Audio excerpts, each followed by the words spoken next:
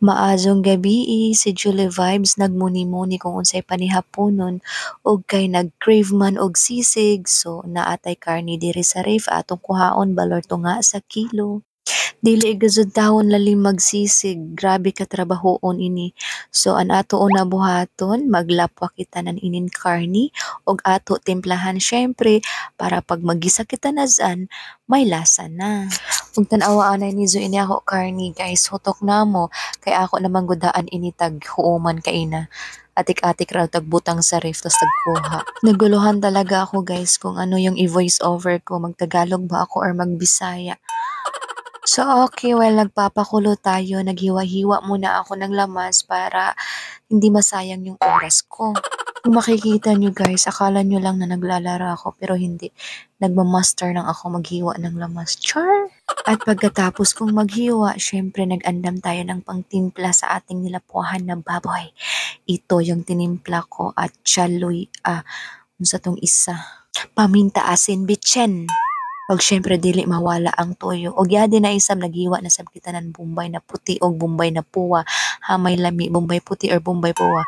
Grabe talaga ka-seryoso naghiwa og laman si Jolly Vibes. Pero kung alam nyo lang, napakahirap pala talaga mag-vlog. Ikaw yung videographer, ikaw pa yung binivideohan. Haroy, kakapo. At pagkatapos po natin maghiwa ng ating mga lamas ay binalikan natin yung ating nilapuhan. At pagkatapos ay hinango natin ito para pipirutuhin. At ito na nga, pinirito na nga natin. At ito na po yung pinakaayaw ko kaya nag-shade ako dahil takot ako malagsikan yung mata natin na dako. Oy. At tingnan nyo nga naman, tapos na tayong nagprito.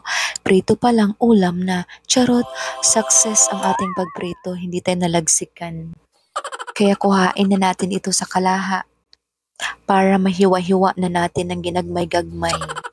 Tingnan nyo guys, murag lami naman siya isudan, oy. But wait, ato sa nihiwa-hiwaon kay, sisigo nato ni uy. Pero syempre, walag hiwa ta, dala pud ta og tilaw. Actually, hindi ganitong sisig yung kinikrave ko. Kasi ang gusto kong sisig, hindi pinipirito. Gusto ko yung sinusugba ba. Pero wala tayong sugbahan dito. Ayan, nasundan nyo ba kung paano ko siya niluto? Nilagyan ko siya ng mayonnaise. At syempre, hindi natin makakalimutan ang itlog. Di rin mawawala yung oyster at toyo kapag nagsisisig ako. And after 1,000 years, natapos na din ako magluto ng sisig. At syempre, takam na takam ako kaya humungit dayon tayo oy. Og unsa pa may izog gihuyati doon, mga unata. At tingnan nyo yung sisig ko guys, 'di ba? Ang sarap-sarap tingnan. Pero saba di doon Julian. Kung imo sisig ka para traba.